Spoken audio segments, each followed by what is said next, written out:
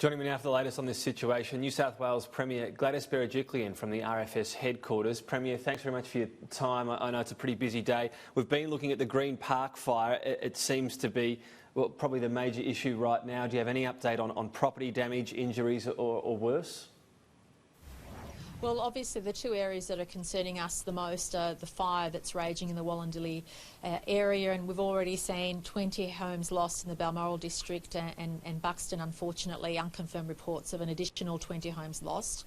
And what's most concerning, Tom, is that some of those homes could be those of firefighters who've sacrificed their own well-being to help others and have found that they've lost their own properties. And it is a very difficult situation. And of course, my thoughts in particular are also with the 5 firefighters who've been injured, 3 of whom have been airlifted to hospital in a serious medical condition, and our thoughts are with them.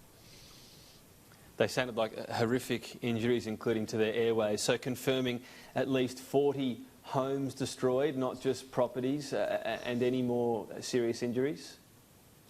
Well, I do want to stress that the first 20 homes we got advice from are confirmed reports. The second 20 are still unconfirmed. It could be slightly less or slightly more. We won't know that until a bit later on, but that's the rough estimation at this stage. And we are also concerned, of course, of what's happening in the Blue Mountains. Whilst we're still encountering very difficult conditions today, we hope in the next few hours, obviously, things will calm down and we'll take advantage of the cooler, calmer conditions tomorrow in preparation of Saturday. So our predictions have always told us that Saturday will be worse than today. The unpredictable nature of the fires is concerning because of the turbulent wind conditions, that spot fires and embers can cause enormous damage in areas which perhaps we haven't or don't anticipate, and that's the real issue. But we're also asking people as they move around in the days leading up to Christmas to please reassess everybody's travel arrangements, your travel movements. If you're driving on the roads anywhere in the vicinity of some of these fires, please check the apps, please check the information you're receiving. Do not risk it, be cautious. Some road closures have happened today and we've still seen traffic banked up and people haven't really heeded the warnings. I'm just asking all of us to step up. The most we can do to support our firefighters at this difficult time is to get out of their way and let them do what they do best. Let's take their advice. If they tell us to evacuate, if they tell us to stay put, or they tell us not to drive on a particular road, let's please listen and take those warnings, because we don't want to make what are very difficult conditions even worse. We don't want to see people get into harm's way unintentionally. So please pre-plan. If you are travelling and adamant on travelling, please know that you could be delayed, or in fact your travel plans may need to change at the last minute given the unpredictable nature of what's going on. We saw earlier, Premier, a jet able to dump fire retardant in and around that Bargo area, but we haven't seen it since. Has there been an issue getting that or other planes, the major ones, not the helicopter, into the air to have that, because that fire retardant obviously has a massive impact when it is dropped? It does, yeah. Well, obviously we have a number of our aircraft that we can utilise, but we also are dealing with very poor air quality, and safety is an issue in relation to utilising the aircraft. So the RFS is conscious of that and obviously dealing with it. We did also call back the very large air tanker from WA. We'd lent it to WA in the last few days, and that's now back in New South Wales for us to utilise. But obviously air quality and poor air quality does impact what you can do in the air, and they're matters the RFS is considering. But we've got good support in terms of access to aircraft, good support in terms of people on the ground, but it's the unpredictable nature of the fires, the wind conditions, and also, of course, the poor air quality which hampers recovery efforts as well. So you mentioned good support, and it's been sitting here, and I'm always conscious it's a lot easier in the studio, but sitting here and seeing the firefighting efforts over the past few weeks has been phenomenal to see some of them stop in their tracks with the aircraft. You mentioned having to get a vehicle back from WA. Does that highlight that perhaps as a nation we need to start looking at what our national assets are, whether we need more?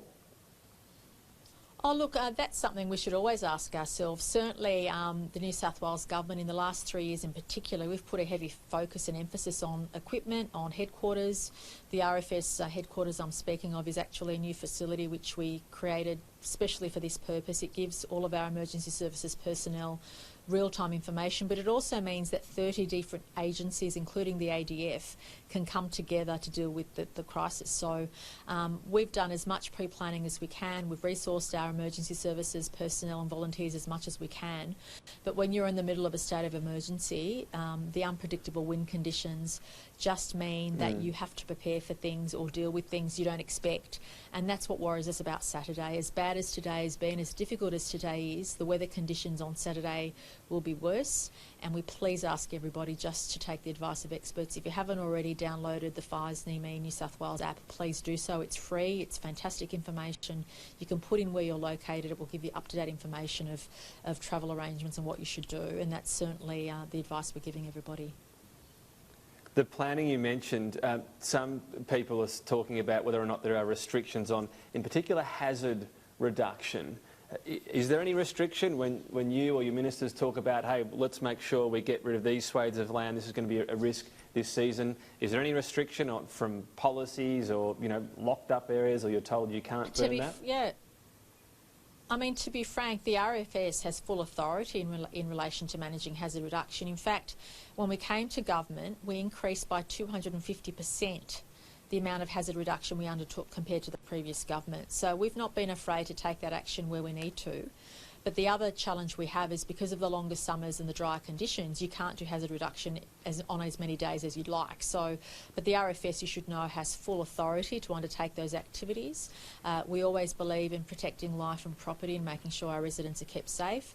And we have been managing hazard reduction across a number of years, but also making sure that all of our agencies, whether it's the RFS, whether it's fire and rescue, police, ambulance, and also the National Parks and Wildlife, have been intimately involved in dealing with these situations. In fact, behind me I've got about 30 different state government agencies and the ADF working closely together to deal with these conditions.